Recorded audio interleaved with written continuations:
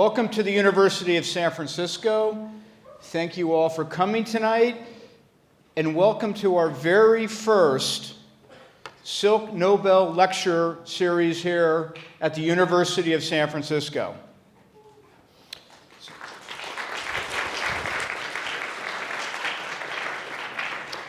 My name is Jeff Silk. I am graduated from the University of San Francisco. I'm part of the Board of Trustees here at the university.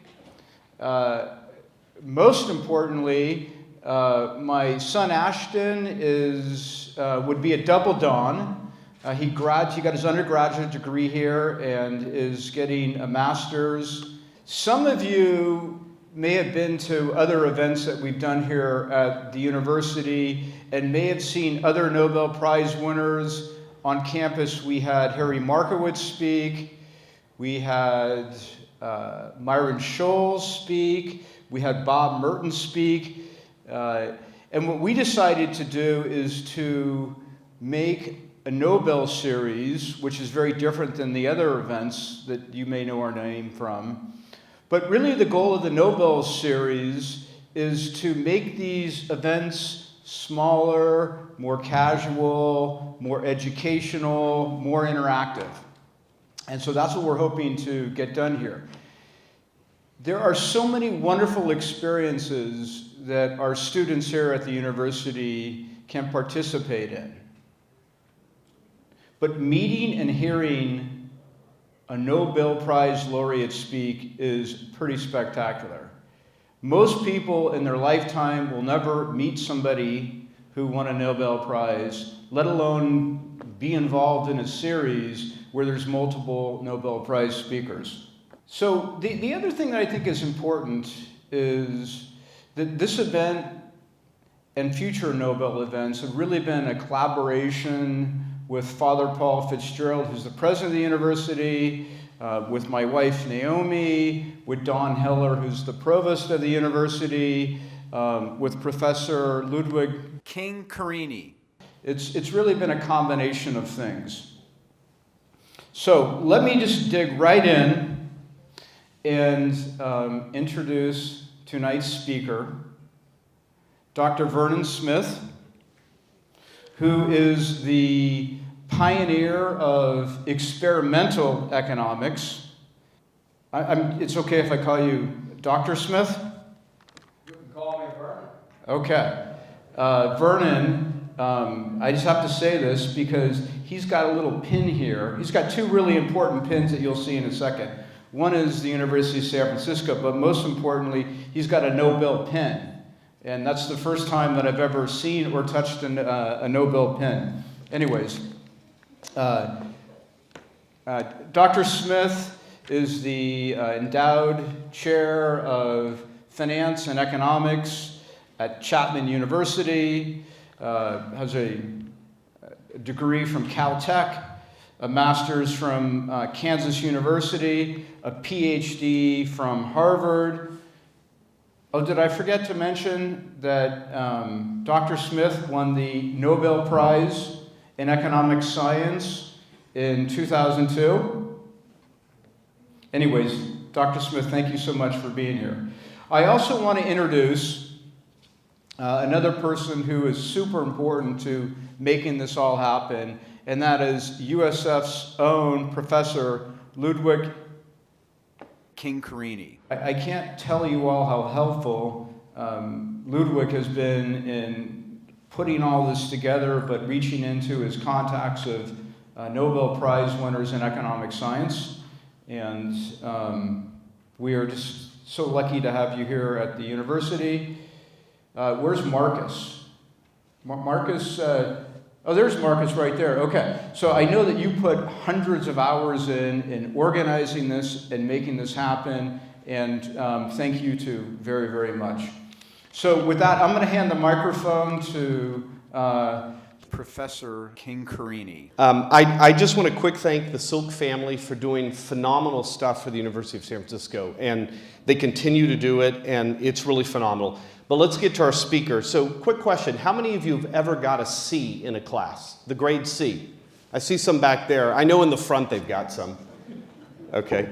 Well, our guest speaker had a C average in high school. And that posed a big problem for him because he had read in a brochure about a school called Caltech, and he really wanted to attend Caltech. So he decided to enroll in a local college and take a lot of classes and learn everything that he had kind of blown off in high school. And he worked really hard, and he passed the college entrance examination and got into Caltech. So all I've got to say to you is, can you please give a warm welcome from this C student from Kansas, Dr. Vernon Smith.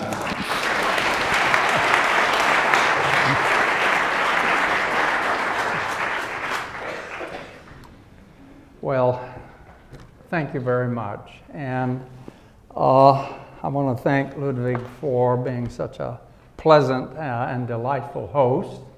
And I want to thank the Silk family and Jeff Silk for making all of this possible. Okay. Now, I found some spelling errors in the first set of slides. I corrected them, but they didn't get included. So this will be a spelling challenge, maybe, at least on the first page. Anyway, all right, now, here's the theme. Okay, we like to think that what we believe is true. And this leads to confirmation bias. We just very naturally tend to not really challenge our beliefs very heavily. We tend to look for evidence that will be confirming, okay?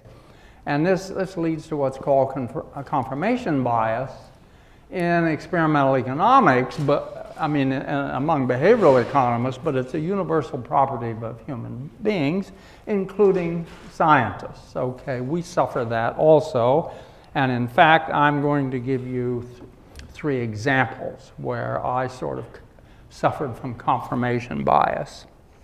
But experiments can change all of that, okay? And the three cases I'm going to talk about really provide examples of that. And the neat thing about it is that when you prove yourself wrong, it opens up a whole new world for asking questions.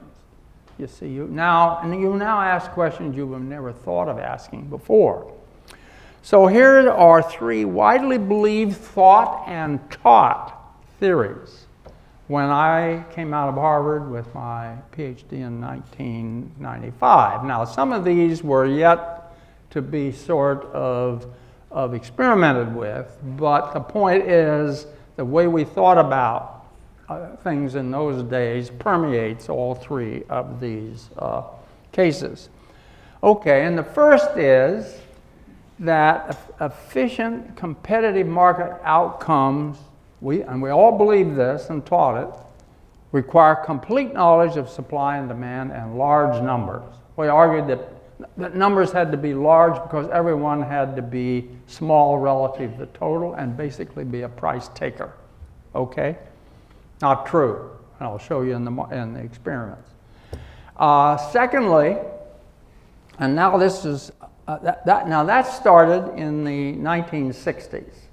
Okay, and then fast forwarding up to the 1980s, we got interested in asset trading. And that's very different than these early supply and demand experiments. I'll explain that shortly. And we believe that where valuations are known, transparent, you wouldn't have price bubbles. Well, that wasn't true.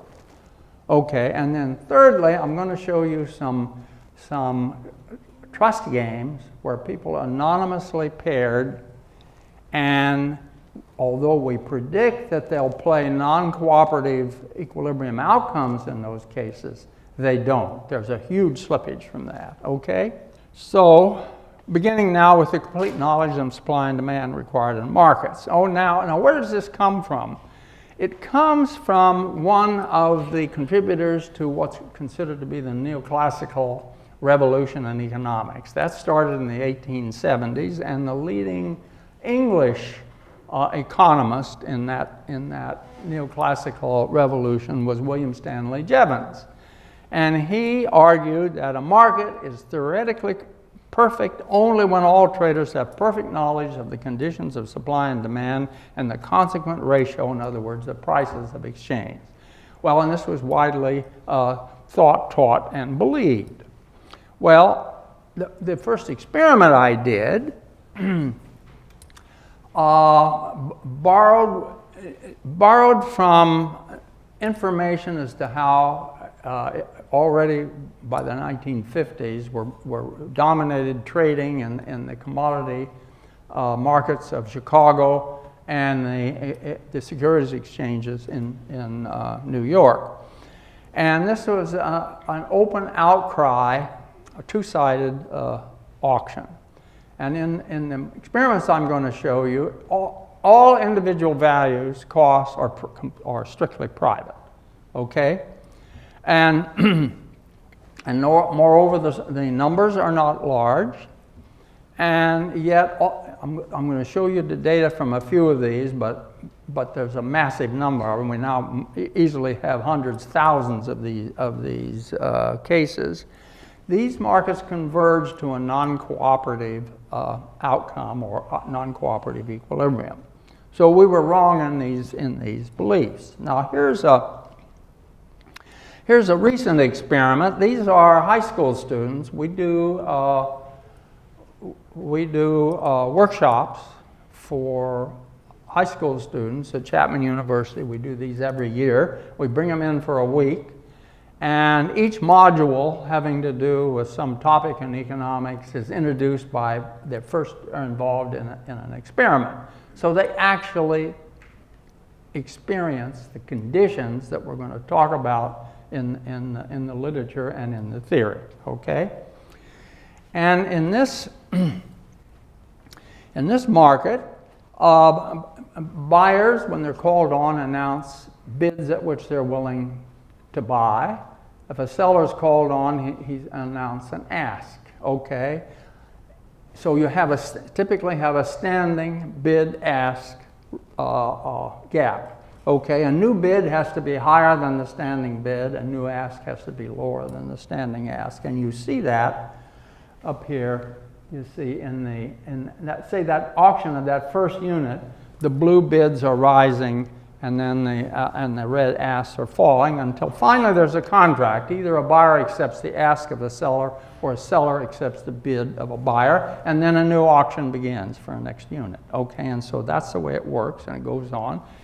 And you'll notice up here on the right that we have a buyer 1 and seller 6 are matched in a trade at $6. Well, that means that buyer was assigned a value.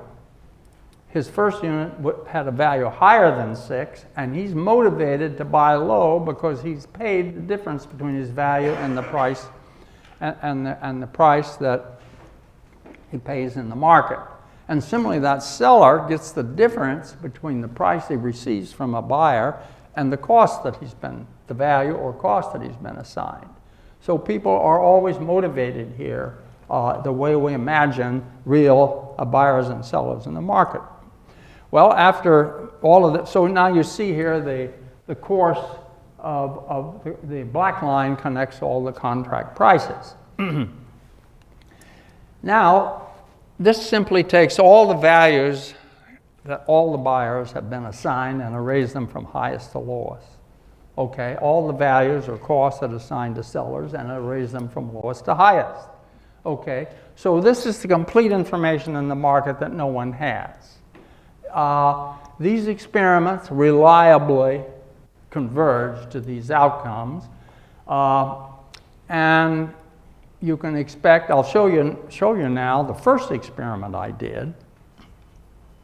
This is in January 1956 at Purdue University, and this is a class of 22 people I made half of them buyers, half of them sellers, okay, 11, and I did this experiment.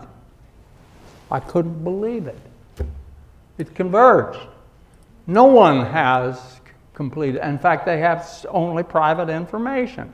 It's a relatively small number of individuals. I'm doing this auction, and they find it.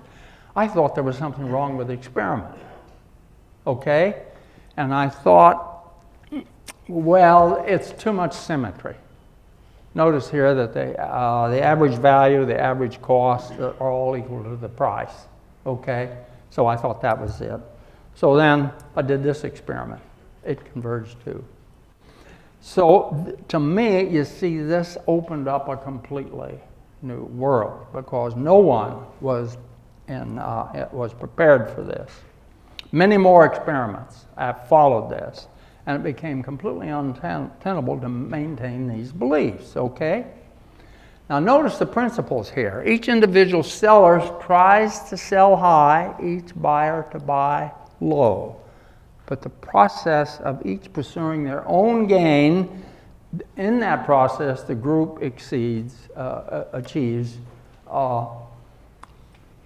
maximizes the profit of the group. You see, if you go back here, at that equilibrium, only the buyers whose value is above the equilibrium price and only the sellers whose costs are below that are trading. None of the high-cost sellers are getting into the market, none of the low-price buyers. So this item is being allocated to the people, you see, who most urgently want it and are willing to pay for it, and also are willing to supply it at lowest price. And that's what's coming out of this market. Okay. Now, we just were totally unprepared for this, you see, as of the 1950s. And I have this problem. I first didn't believe my own data, so I replicate the experiments, and I realize, listen, I've got to come to terms with this. This is what people do. Okay, so you have to realize in those days, economists didn't think in terms of pricing institutions. They didn't think of processes whereby people might interact and discover non-cooperative equilibrium. Nobody was thinking in those terms. And certainly, we had no reason to believe, you see, that people would collectively maximize the efficiency of that market. And of course, then I had the problem of now publishing these results. And immediately I ran into all kinds of, experiments are not part of economics. What do undergraduates know? You see, well, it turns out they know quite a bit because right away, the first thing I did and other experimentalists did as they got into this business is we did the experiments with business people, with middle-level corporate executives, with high-level corporate executives. And whenever we had a group that wasn't a group of undergraduates, we'd run this experiment on them. And the results are the same everywhere, okay? So they were widely replicated. But see, this now contrasts with our views, contrasts very much with that of Adam Smith. You see, he began his axiom, Smith's first axiom, I call it the axiom of discovery, is the propensity to barter and exchange. Okay? He begins with that. He sees people trading, that's what they do. Now, what are the consequences of that? And then he proceeds now to develop, show why it is people, out of the prices that are generated here, people learn and begin to specialize. So you've got farmers growing hogs and corn, okay, and then you make a market in hogs and a market in corn. And now they ask, one farmer might ask himself, now wait a minute, I want to produce both? Why don't and he finds that he's good enough at growing corn that the way to get hogs is to grow corn and sell it and buy the hogs. And similarly, people specialize in hogs. And in Adam Smith, that's just not information that's out there that the market aggregates. No, this is what people find in the course of time, you see, and through learning. It's a dynamic process in the wealth of nations. And what's neat is that experiments essentially resurrected that way of thinking. It was a way of thinking that was lost in the 1870s, okay? Well, new experiments, varied information. We could make the values or costs uncertain.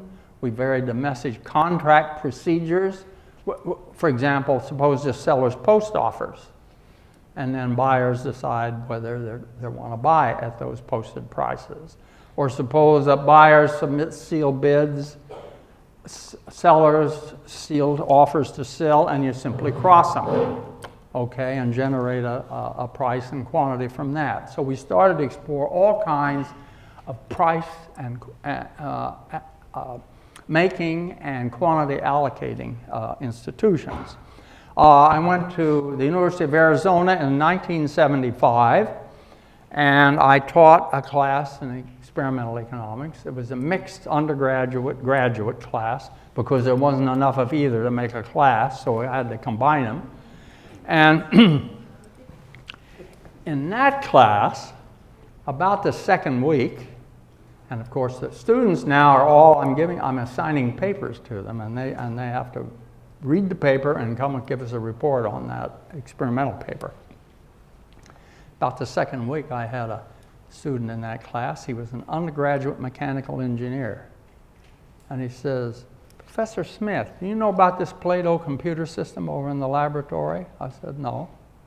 He said, "Well, you know, I think that'd be a great way to do these experiments." Because see, we were doing them all, these were paper experiments, okay? All paper and pencil stuff. And so I said, well, let's go look at it. So the class went over, and it's a small class, about 8 or 10, and that became the class's project.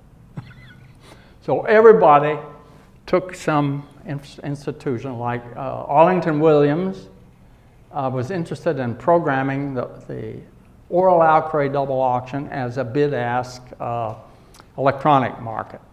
And he finished that program, and we know it was the first electronic double auction trading system in the world, because soon thereafter, the Toronto Exchange introduced such a program, and that was the first kind of applied system, okay?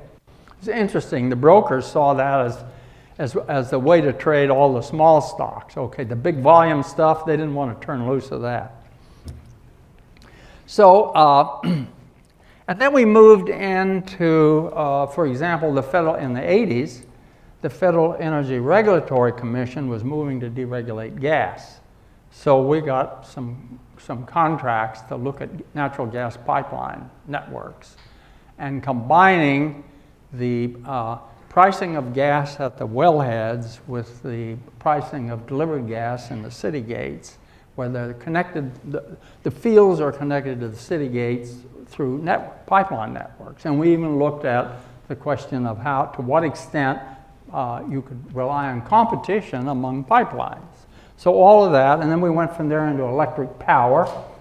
And my colleague Steve Rossini and I were involved in the 80s and 90s in New Zealand and Australia and creating the first markets there in electric power. And all we were doing was moving the laboratory into the field. Except in the field, what you have in the laboratory is the real grid that's out there. Okay? The real grid, the high voltage grid with nodes, with people at the nodes in a position to buy or sell wholesale power. And it's all computer assisted. And so that was the first, what we call smart computer assisted market. Okay, now all of these, so far I've only talked about non-durable goods because recall, you see, when a buyer and a seller trade, the buyer has the value on his sheet and writes down the price at which he bought. The difference between that value and the price is his profit. And so the individuals are keeping track of that in that first experiment that I showed you. And so what does that mean? Well, the moment I buy it, I consume it, and I get the value. Okay? No one in that market, you see, is retrading. Everybody's either a buyer or a seller, and always either a buyer or seller. You can't resell a purchased unit or you can't switch your role from buyer to seller because of the price. None of that happens. So the value is entirely derived from the use of the good, not from, there's never any value here supplied by exchange. Well, it turns out most commodities like that. I call it hamburgers, hotel rooms, and haircuts. You don't buy hamburgers to resell them. You don't rent hotel rooms to re-rent them, okay? And you don't buy a haircut to resell it. All of these goods, you see, are final, non-durable goods and services, and they're really big. They're 75% of all private products. Consumer final products have this characteristic. Thank heaven, because they're really stable. Instability comes from the stuff you retrade, okay?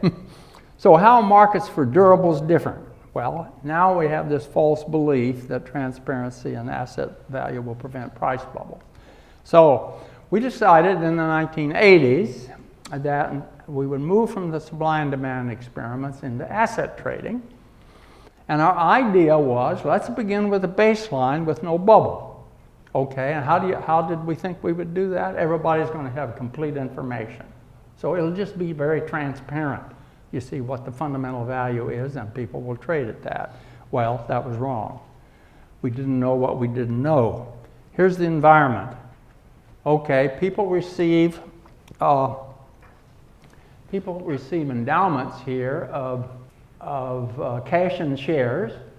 They're going to trade, and this is complete information. They're going to trade over 15 periods, a horizon that's 15 periods long. Okay, at the end of each period of trading, and this is several minutes where they're allowed to do the double auction trading, at the end of the period, a dividend is declared, and it comes from a distribution 0, 8, 20, 60, and on average, the dividend is 24 cents per period. So we explained to the subjects that in the first period, you're trading something that represents a right to 15 draws from this distribution out of the future, okay? So at 24 cents on average each period, you're going to get 15 draws. So in the first period, its holding or dividend value is 15 times the 24, $3.60, okay? At the end of that period, and they go into the second period, we remind them, okay, there's just 14 draws left. And 14 times 24 is $3.36. Okay? They pay no attention to any of that. You think we're telling them what to do? Well, they don't do it. So here's inexperienced traders. And here you see the mean price is way down here with 7 units trading at that mean price, and then 9 at the same level, then we have 12 units. The mean price now is coming up. It goes through declining fundamental value, and remember they're being reminded every period, and they're ignoring all of that, and it goes up and peaks out and crashes. At the end, here it's right down close to 24 cents. So that's the inexperienced group is the one I just showed you. We bring that same group back, and now they're once experienced, and you'll see the price bubble they get. Bring them back a third time, and now they're much closer to fundamental value, and also notice that the trade is drying out. You're getting fewer and fewer people willing to take positions on either side of that fundamental value, okay? But they don't get there by thinking about it. They get there by experiencing it. Unfortunately, in housing markets, we can't rerun them and give them that experience, okay? So, well, no one believed these results. People said it's an Arizona phenomenon. Colin Kammerer was at Pennsylvania at Wharton School at the time. He's the one that said this. So he ran them in the Wharton School, and it turns out that Pennsylvania, it's the Pennsylvania phenomenon also. So, well, anyway, 3 years and 3 revisions and mostly negative reviews, we finally published this in Econometrica. And it turned out to be so we just stumbled onto this bubble factory, see, without having any idea that's what we were going to do. And of course, these became very popular because now you can you can reliably produce these bubbles endogenously in the laboratory. They'll just come right out of what people do. And you can do all kinds of manipulations of that. So it's become a pretty popular thing to do. Okay, and there's even some modeling of bubbles. Take a simplest model is to imagine 2 kinds of investors.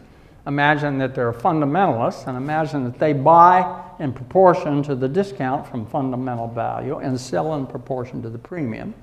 And then imagine that they're momentum traders, and they simply buy at a rate equal to the percentage rate in which price is changing. So if the prices are increasing, they buy, and they're decreasing, they sell. If the prices are increasing, the percentage-wise very high, they buy more. Now, I'm not saying this actually models what the subjects do, which is a much tougher and a more difficult problem. But these 2 types of traders, their interaction enables you to generate all kinds of, bubbles of, depending upon how you weight these 2 classes of traders, you'll get any kind of a model you want. Among other things, what it does is predict that if you give people more money, you'll get bigger bubbles. Who runs out of money? It's the momentum traders, not the fundamentalists, okay? So here's, and this is the same chart as I showed you before, except that we're plotting prices, mean prices as deviations from the equilibrium, okay? So we're still getting the same kind of a bubble in prices. So here's where the cash to share ratio is 1/2. Here it is 0.75. Here is at 1. So more money, bigger bubbles, which is what is predicted out of this momentum model. Now, how does all this relate? I've talked about 2 kinds of markets. These very, very stable, reliable consumer good type markets where people can't retrade. I've talked about how they work in the laboratory. They find equilibria very fast. Okay. Now here is about 90 odd years of data on, at the top is total output, GDP. Now notice on the left, and you'll see GDP's got a few wiggles in it. The next item in that's the second one, capital C, that's non-durable consumer goods, all of them. And notice how really, it's almost a straight line, okay? There's some wiggles here at the beginning in the Depression. And the Depression had the unusual property that when GDP fell, consumption actually fell, although not as fast, okay? But very commonly in recessions, GDP falls, but consumption holds up really quite well. It may dip some, but it continues to grow. Okay, on the other hand, the bottom line, that's housing expenditures, meaning new housing. This is new housing construction. Notice how really volatile that is. It's not a high percentage. It's only on average about 3 or 4%, you see, of GDP, but it varies a lot, from 0.5% to 6%. And the thing about a house is, the house I grew up in will be 100 years old in 2022. Okay, so you're buying a very, very durable good, and you're buying it with other people's money, almost entirely, you see. And that's where the problem is. And that can give you, you see, a huge discrepancy between use value and exchange value. And that gap can not only grow, but persist depending upon the flow of credit coming into that asset. Okay, and that's exactly what's happened in housing. If you go back there to the Depression, the run-up of the increase in housing expenditures in the 20s was fueled by a huge inflow of credit.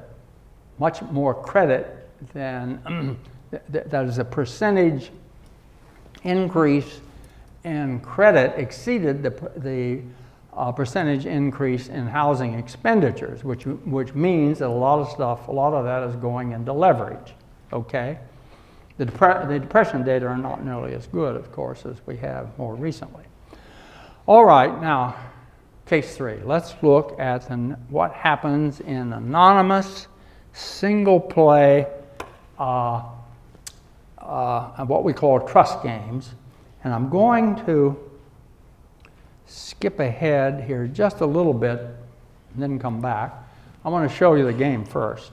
Now, we started doing the first of these trust games we did 30 years ago. And now we're revisiting those games. And nothing's changed. We get the same results today as we were getting 30 years ago, okay? So think of this as the baseline trust game. So you imagine yourself in a room. Each of you you're sitting at a isolated computer monitor, and you are paired anonymously with someone else in the room. You'll never know who that is, okay? You're going to play this game once and only once. Okay, imagine you're person number 1. Okay, if you move right, it's over. You will be paid $12, and whoever you're matched with will be paid $12, and you're going to be paid. You're called out of the room one at a time, and you're paid privately. Or you can pass to somebody else in the room, okay? If you pass to them, the stakes increase from $24 to $48.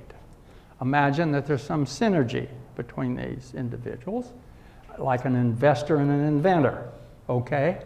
And they're both needed to create this value. But in this case, person 2, now with $48 at stake, can move right, giving $18 to person 1 and take $30 for herself, or she can move down and give $6 to 1 and take $42. Well, anyone who's self-interested and believes that other people are self-interested and will use that principle in deciding how to act, anyone in that position, if you're number 1, you would never pass to 2 because you're going to end up with less. So that's was the traditional, prediction of game theory in this case. Now, there's an alternative theory, and I want to talk about that. And that comes from a book published in 1759.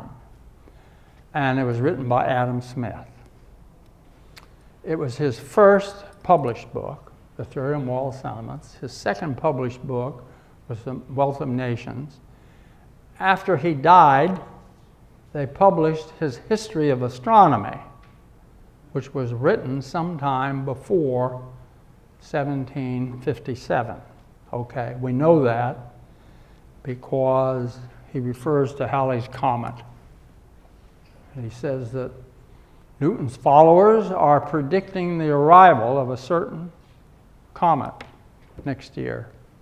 And then it has a footnote. He says the comet arrived agreeable to the prediction. But anyway, and these 3 books are actually interesting because they're really all of them are about sentiments. The History of Astronomy is about why we should care about the heavens and how they work, you see. But notice the subtitle here. This is an essay towards an analysis of the principles by which men naturally judge concerning the conduct and character first of their neighbors and afterwards of themselves. And they learn to see themselves as others see them, as Bobby Burns, a contemporary of Adam Smith, put it. Now, the analysis and sentiments involves benefit or hurt. You can take an action that might benefit or hurt your neighbor. It involves intentions. It involves imagining the other's role. It involves self-command, and that means overcoming the temptation to serve yourself and hurt your neighbor, where the situation is such that that will happen. It also involves rule-following behavior. And Smith's model says that, well, about age 5, we start to have playfellows. And our playfellows are not as indulgent as our parents in tolerating our anger. Okay? Our playfellows like it when we do things that benefit them. They don't like it when we do things that hurt them, and they let us know. He says, this is when every person enters the great school of self-command.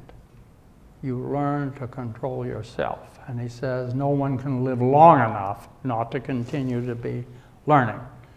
And by the way, trust games, if you do them with people of different ages, he predicts exactly. Trust and trustworthiness increase with age. Okay? So, also everyone is strictly self-interested. Well, how is that possible? That's because Adam Smith makes a distinction between being self-interested and using that in all of your decisions. Okay, that's the key. So, we're all strictly self-interested. That's important. If we weren't, and I took an action that hurt you, how would I know it hurt you? If I took an action that benefited you, how would I know it benefited you? It's because we have common knowledge that we all strictly prefer more to less. Strictly prefer more or disprefer less. Okay? So that's essential to the model. But the thing is, we learn to follow rules, you see, that trump egregious examples of bad behavior. Okay, now let's look at this game, and here is, and let's now, I've already told you that the standard prediction was that the one should move right, okay, and end the game. Well, here is Smith's, what Bart Wilson and I call his Beneficence Proposition 1. Literally, it's stated on page 78 of the Theory of Moral Sentiments, although he is already talking about it some on page 73. He says, if you do something good for me because you wanted to do it, I feel required to do something good for you that is proportioned to the gratitude I feel, because such actions alone are the approved objects of gratitude. Now, I've given you a modern English version. Smith's version is in the King's English, you know. And it says that actions of a beneficent tendency that are properly motivated is the way he put it. But this is really what it's about. There's gratitude. People feel gratitude and they feel compelled. So, it's trash day, and that means you need to take your trash barrel out to the curb. You forget to do it. Your neighbor notices that you forgot to take your trash barrel out, and she comes over and takes your trash barrel out. Okay, you come home and you find that. When you go over to thank her, you take some avocados off your tree and give them to her. That's a beautiful example. You see, and actually I know that one because it actually happened to me. Okay? And there's a nice example. You see right there. We just feel this compulsion. Okay. Well, here's the way people play that game. Okay? That's too far away, I can't see it. I can see it over here. So we got 49 pairs. Okay, 22 move right, 27 down, that's 45% right, 55% down. And of the 2s that now have an opportunity to play, 2/3 of them play the cooperative equilibrium. Okay, they respond cooperatively, and 1/3 defect. These are highly replicable if you run the samples up as high, of at least 30. Okay, now notice that more 2s are choosing to cooperate than 1s offer to cooperate. But keep in mind here, 2s already know what kind of person they're paired with because they see 1 has passed to them. So the difference you see here between 55% and 67% we attribute to 1's uncertainty about the kind of an individual that they're paired with. And we're going to see that change as we make changes in this game. Now, here's Beneficence Proposition 2. Action that does good for another must be freely chosen. It cannot be extorted. Want of such good action, failure, in other words, to cooperate when you have offer cooperation when you have a chance, exposes to no resentment and punishment because the mere want of good action does no real positive evil. Now that's very interesting and it's easy to test. We just simply create this game where if 1 wants to play the non-cooperative equilibrium of the game, it passes to 2. 2 then chooses between the outcome 12-12, or if he doesn't like this person failing to cooperate with him, he can, at a cost to himself, punishing him. So he can play down at the 10-10. Okay, 38 people on the right game. 20 through 23, that's 61% move right. Not a single one is punished. But notice that it changed play at the other nodes. Adding that node is changing the way people are analyzing the game. Now, fewer 1s play down. It's compared with the game on the right. Okay, we have 39% on the right game playing down versus 55% in the pure trust game. Good thing that fewer of them are moving down because more 2s defect. It goes up from 33% to 53%. So you see, in the game on the left, and I think this is the way Adam Smith would see it, you're making yourself completely vulnerable. Person 1 is to person 2. There cannot be any question but what you're trusting to. On the right game, that signal is muddied in the sense that you can interpret 1s are moving down to avoid that right play hazard, okay? And that changes the way people see it, and we're seeing a lot more. And of course, this suggests new experiments, though, where you could vary these payoffs and manipulate that. Okay, here's Justice Proposition 1, and this is just the obverse of Beneficence Proposition, and in which Smith says, if you do something bad to me because you wanted to do it, your action seems alone to deserve, or he says it calls aloud, for punishment proportion to the resentment I feel, because such actions alone are the approved objects of resentment. Okay, so we go to this game.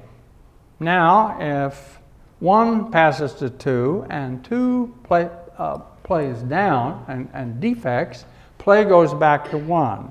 And now 1 chooses between the defection outcome of 642 on the right or an outcome of 4-4. So he can really massively punish 2 for defecting. Well, now compare the right and the left game here. Notice on the right, we're now getting more people playing down than on the left game.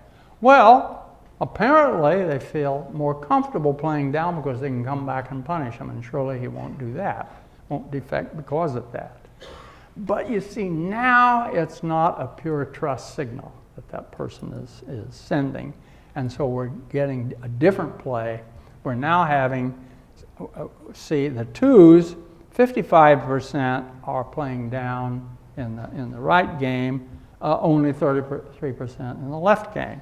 And, well, 24% of these twos are punished. You might ask, why aren't they at such low cost for themselves? Why aren't they punishing much more than that? Well, Smith says that people feel strongly that the punishment has to fit the crime. It has to fit the infraction. It should neither be too high or too low. Now notice you can take this game now and start varying the payoffs and to see how, to what extent you see that type of thinking drives the outcomes. How am I doing on time? Getting close to the end. Okay, well, here's one last slide.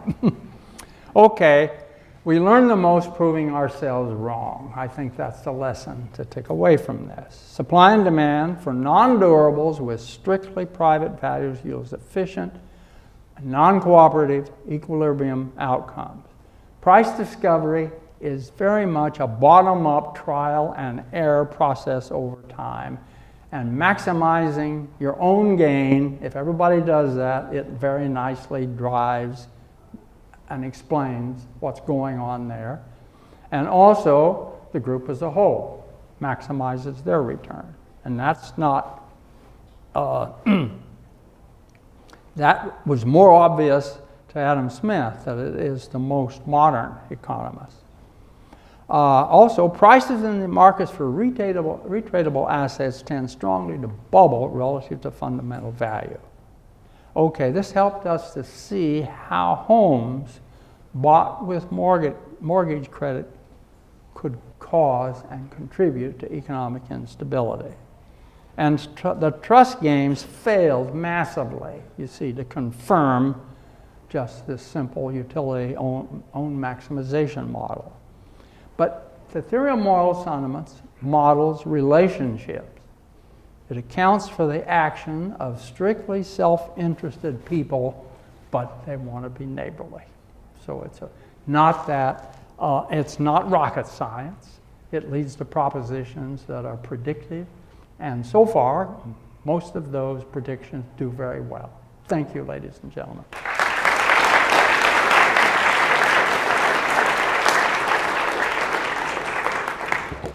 Thank you, Vernon, for a wonderful thing. I learned a lot. What's the biggest lesson you have learned in your career about economics? Well, the importance of being wrong. And here's 3 times when I not only realized I was wrong, but everything that I was taught was wrong. Okay? And of course, the first challenge is to convince anyone else that's true, because they're not going to want to believe it. Okay? And that was not a slam dunk, you see, in the earlier years. And in fact, my thesis was on investment theory, and had to do with combining production theory with investment theory, because those were kind of separate topics at that time. And so that was my, and for a while I published papers in that area and other areas. That's the way you got promoted. That's the way you made your reputation as an economist, doing things that economists recognized was economics. So economics is what economists do. And this is what they did. They didn't do experiments. So that was not an easy sell. Now I'm going to move to some sort of social topics, and only because you've written a lot about freedom of speech. And can you share your thoughts about that, and especially what it means to freedom of speech on college campuses? Yes. My mother was a socialist, okay? And so in 1919, women for the first time got the right to vote. She was an activist. Well, in the sense in which women were active at that time, and they didn't have loud voices or anything, but they were working in certain directions. So they got the right to vote. And also, she was opposed to war. And so she cast her first vote, and it would have been in 1920, for Eugene Victor Debs, who ran for president on the Socialist Party ticket from a jail cell. Okay? Now, the reason why he was in jail was that he had given a very famous, it was kind of a classic socialist anti-war speech 2 months after we ended the First World War. Okay? He didn't mention the First World War, and he didn't mention the administration at that time. And nevertheless, he was arrested for sedition and jailed. He was freed after only a year by the new Republican sitting president. Why? Because the views on that war completely changed in about 3 years. It's amazing. I mean, people already by 1921 were looking back at the First World War and its carnage and you know, just aghast at what had just happened. So I was brought up in that tradition. But here's the thing about the American socialists. In those days, and clear up in the 20s, 30s, and until the party sort of disappeared, they were very, very strong advocates of free speech and expression. Norman Thomas, who replaced Debs, was the founder of the American Civil Liberties Union. And he wanted to break with the American Civil Liberties Union in, let's see, it would have been in 1942 when President Roosevelt moved to inter some 100,000 Japanese American citizens. And he strongly opposed that, and the ACLU supported it. And he was going to quit, but his friends convinced him he should stay in. He could do more good inside than outside. And the California chapter, interestingly, did not go along with that. They had opposed the internment of the Japanese citizens. And so Norman Thomas took part in a number of test cases at that time. So that was the tradition I was brought up in.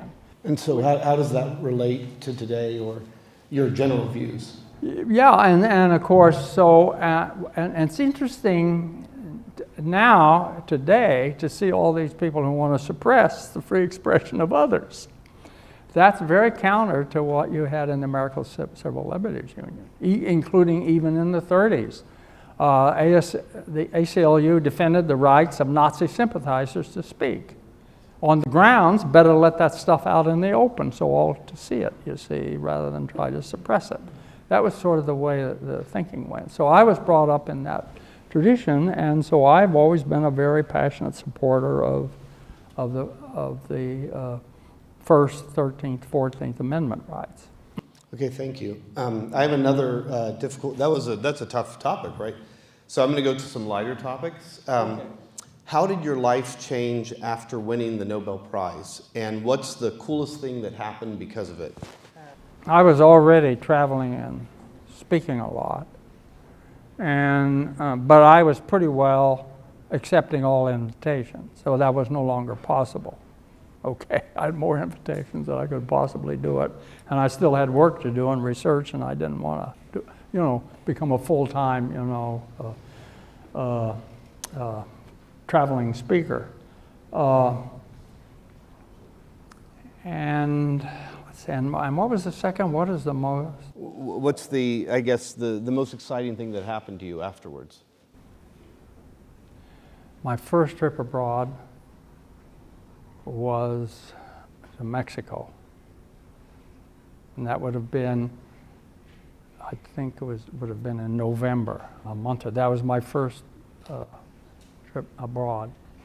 And I had an audience of about 900 in the room in front of me. And my image and my voice was being transmitted into other rooms, and they were filled with people.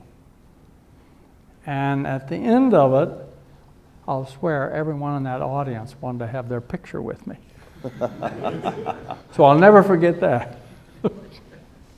But anyway, it was just incredible. The warmth that I encountered in Mexico was, I can still feel that first trip abroad. And then, of course, I did many, many more, and that continued, but it was great.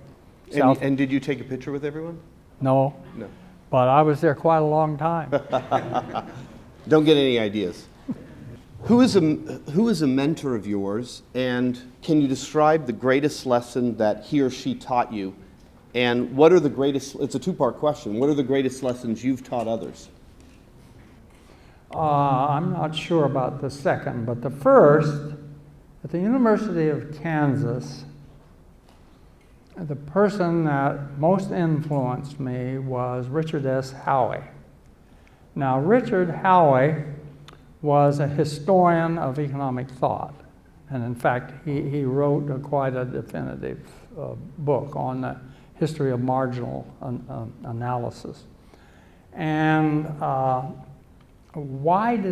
took a one-year course from him, the development of economic thought, a 2-semester course. I'm the last of the generation of economists who studied the history of their own thought. Okay, no longer is that done,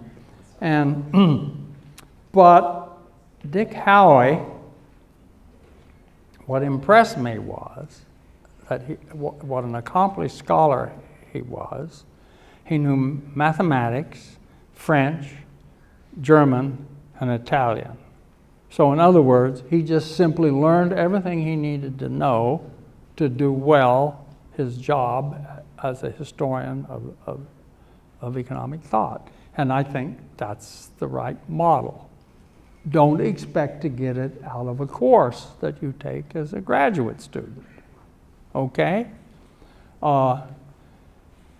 You learn that if you don't learn this, you're not learning what you need to learn. And that is that you have to constantly pursue and acquire whatever knowledge you need to assist you in whatever your chosen field of research is, okay? And well, I often tell students to read narrowly within economics, but broadly outside of economics.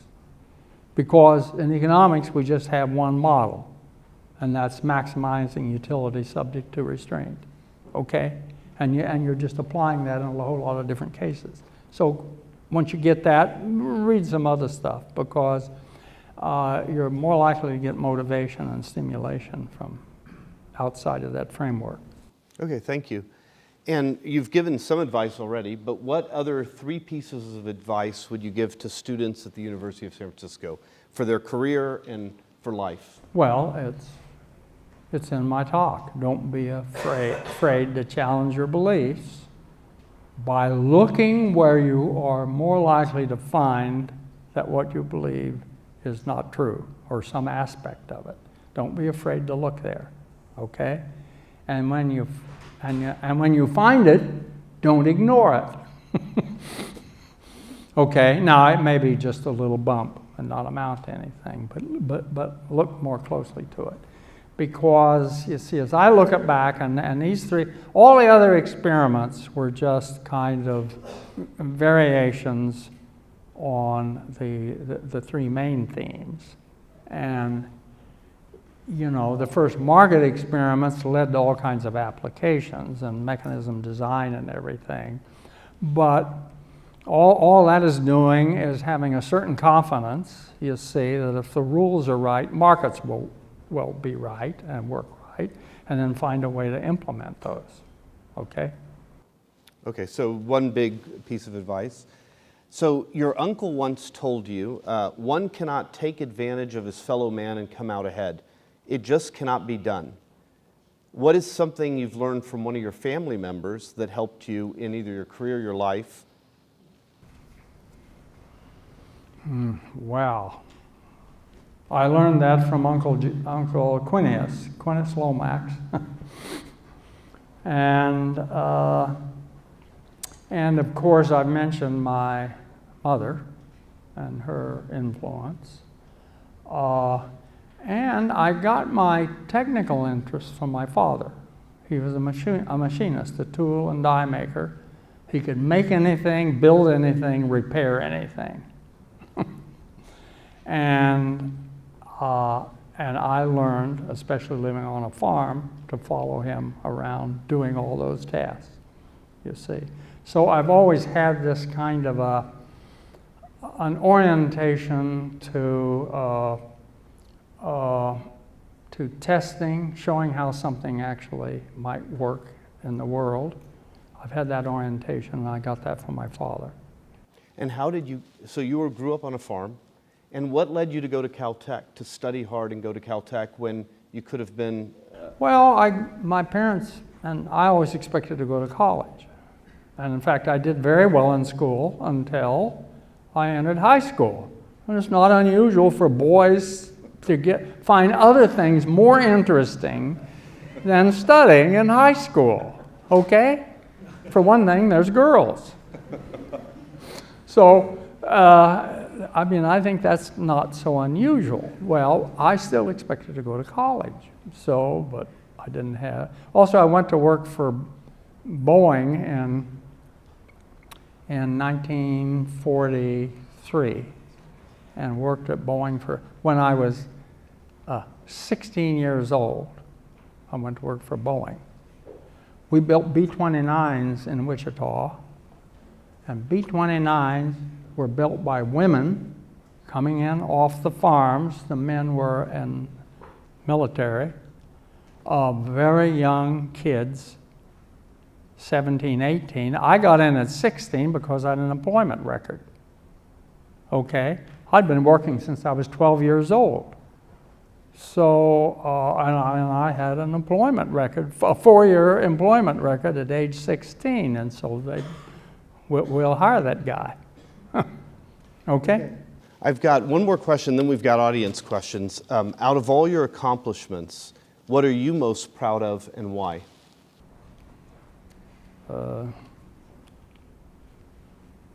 I think I have been, in a way, most fascinated and drawn to Smith's first book, The Theory of Moral Sentiments. And it was very hard reading for me, because if you're trained as an economist, the Theory of Moral Sentiments is especially hard.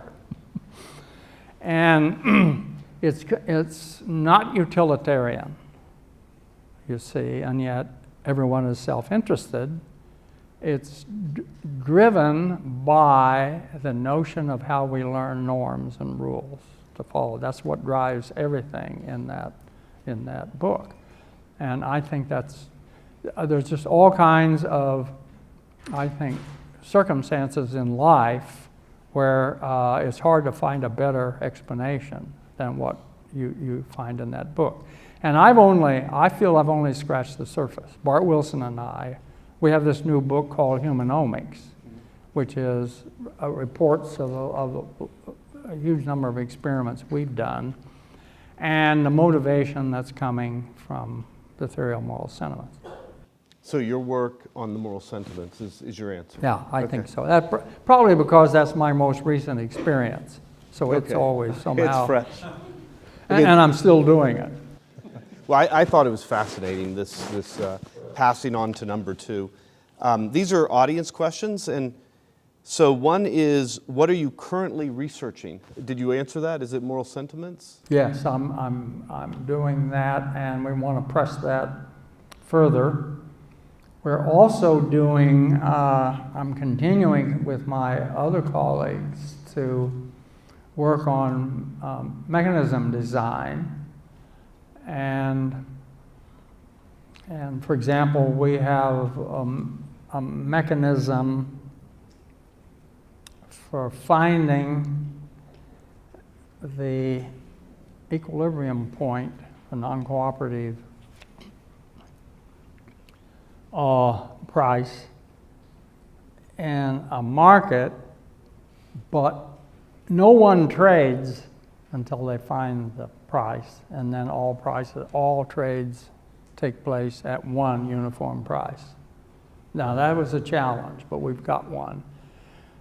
It works best and easiest in the case wherever people are always a buyer or a seller. The challenge is if you can buy and retrade.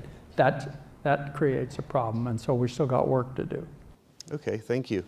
This question is, what do you think is the biggest weakness of behavioral experimental economics, and how can it be overcome? Well, it's a collection of a whole bunch of fragmented results that it's hard to bring into a general theory and theme. See, that's the problem. It's a lot of anecdotal cases. And as Dave Grether at Caltech says, that what people do is search in the tails of distributions, of course, and they find all kinds of outliers. There's outliers out there. And I think the big challenge in behavioral economics is to create out of this a more coherent model. And if it isn't in some way based upon self-interest, I will be suspicious. Because Adam Smith gets a lot of mileage out of that. He has no difficulty predicting that we will be good neighbors to each other. And in fact, in order to be good neighbors, it is essential that we know when an action hurts someone or benefits them. And that means we have to have common knowledge of what benefits and what hurts. And generally, more is beneficial, less is hurtful, okay? So that's about non-satiation, okay? Okay. This question is a little odd, but I think it's educational. You shared the Nobel Prize with Kahneman. How would you describe the difference and similarities of your work and his? Well, Danny, I've known Danny for really a long time before the Nobel Prize. And you know, Danny's original field was, interestingly, it was optical illusions, you see. So, and I think he's brought to decision-making in economics a lot of insights based upon what, you know, that early stuff in optical kind of illusions. And you know, he's done great work. And he's recently tried to rehabilitate utility theory. I don't think that's going to work, but I welcome him to try. Okay. And the problem, here's the problem. There's a tendency, we go out there, for example, we do experiments with trust games, and it turns out that intentions matter. It makes it, see, the intentions of player one there are very clear in the pure trust game. So what people have done in this whole social preference literature is when they do an experiment and find an effect, an intentions effect, they put it in the utility function. Whatever they find, they put it in the utility function. That's very Ptolemaic. You know, Ptolemy's system was that the Earth is the center of the universe. The sun goes around it and all the planets and everything. And so that contradicted observations. So he put in epicycles, circles within circles. And the thing is, you end up with a theory that has as many parameters as there are observations, okay? So you observe something new and you put it into that function. Well, but where's the science? You see, where's the science where you understand the phenomena well enough that you create a design and then predict, you see, what's going to happen in that design? See, that's where the challenge is. And that was the difference between Newton and Ptolemy. It's the difference between Einstein and Newton, you see, and the development of quantum mechanics. Okay? But theory needs to be based in observables, you see, not products of the imagination. You know, Jevons couldn't, he had a theory. If people gave you prices, he could tell you the optimal quantities you could buy with your utility function. So that's a theory of optimal quantity given prices. But where do prices come from? Who's giving these prices? So he had not a clue, you see, and didn't really try. Valra, he used an external agent, the Valrasian auctioneer. He called him up. He ran an auction, and you found what the price was, and then the economy went to work. Well, Adam Smith got prices endogenously out of the interaction of real people and out of their experience. Okay, that's the tradition we need to return to. Thank you. That's actually one of the great points, and I hope a lot of people hear that. One last question, I think, here. This is a touchy topic in San Francisco, but you have interesting views, and I think it's worth sharing. You have issues with the minimum wage, and I would like to hear your views and why, and then also what your solution would be. Yes. One of the reasons why we have a progressive income tax is to help the disadvantaged. Okay?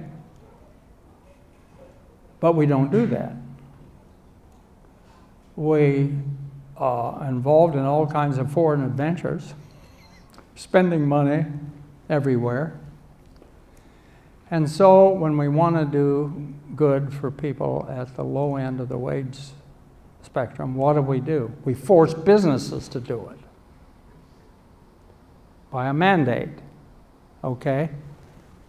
Now the problem with that is, and nobody talks about this, when people ask what's the effect of an increase in the minimum wage, they look at the effect on employment versus unemployment. And some people find an effect, some people don't. But the real big effect no one is talking about. It affects the entry-level young adults. Blacks, Hispanics, high school dropouts, college dropouts, these are the people that tend to go in to retailing, okay? And it's very important that they learn skills, simple skills, like showing up to work on time. If you work for a drugstore, as I did, you learn to serve I served Mrs. Blackburn's customers. And I learned that by being in the drugstore and seeing how she operated, you see. And you don't learn that by reading about it in a book, okay? And I learned, that's at age 12. She hired me to deliver on my bicycle, okay?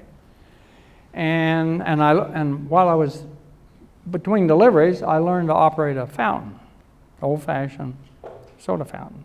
My next job was managing a fountain when I entered high school. So that's why I got easily, at age 16, on at Boeing, is that I had this work record. Now, all kinds of and it particularly hits young black adults and young Hispanic adults. The unemployment rate, look at those, look at the entry level, you see. If you look at that data, you'll see those are very heavily, they're impacted by minimum wages. It doesn't help them at all. What it does is tend to keep them out of getting a start in the labor force and getting a reputation and a record, because you take that with all your life. So all the action is in this dynamics, and it's missed by people when they talk about minimum wages. Okay, thank you. I think we can end there. It's been fascinating. Okay.